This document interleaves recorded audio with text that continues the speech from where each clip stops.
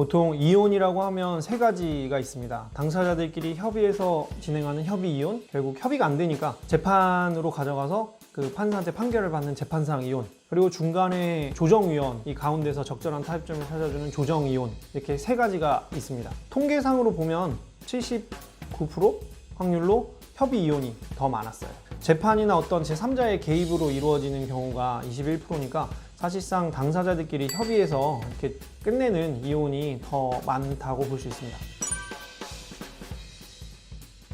소송은 보통 얼마나 걸릴지 예측하기가 제일 어려운 분야이긴 한데, 양 당사자가 귀책 사유가 뭐 한쪽에 명확히 있다거나 아니면 분할할 재산이 많지 않다거나 혹은 양육권 가지고 심하게 싸우지 않으면 사실 숙려기간 합쳐서 한 반년 내로, 6개월 내로 끝나는 경우도 많습니다. 하지만 뭐 바꿔 얘기하면 재산 분할에 대한 이견이 많다거나 아니면 양육권으로 서로 다투는 경우에는 굉장히 좀 길어질 수도 있죠. 그런 경우에는 1년 이상 걸리기도 합니다.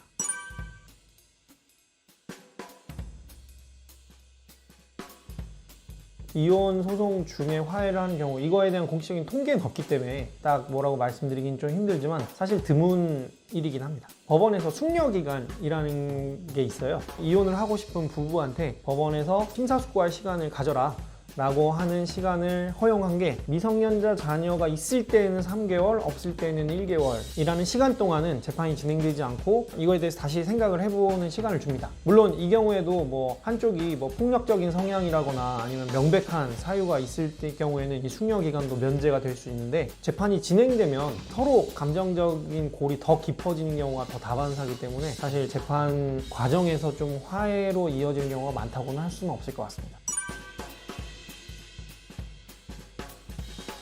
배우자의 외도, 이건 정말 대표적인 이혼 사유죠. 당연히 일회성 외도도 어떤 이혼 사유가 될 수는 있습니다. 하지만 모든 경우에 이혼 사유, 귀책 사유가 동일하게 적용되는 건 아니거든요. 자, 일회성 외도라고 해도 이건 대표적으로 혼인을 지속할 수 없는 사유가 될 수 있습니다, 당연히. 하지만 판례가 언제나 일관적이게 일회성 외도도 무조건 이혼 사유가 된다라고 인정하고 있지는 않기 때문에 그 일회성 외도가 반복될 위험이 없는지, 또는 어떤 상습적으로 또 비슷한 상황에서 비슷한 어떤 부부간의 신뢰를 깨뜨리는 행위가 더 있는지, 결국에는 결혼을 지속하게 되는 요소로서 부부간의 신뢰가 계속 유지될 수 있냐, 이게 사실 초점일 수밖에 없는데, 단순히 일회성 외도를 한 번 해서 무조건 사유가 된다 안 된다 라고 말하기에는 그보다 더 깊은 이제 부부간에 어떠한 또 갈등 요소가 있는지, 한쪽 배우자의 실수에 대해서 이걸 어떻게 서로 봉합하고 대화를 하는지에 따라서 이혼 여부가 사실 결정되는 게 더 맞다고 보입니다.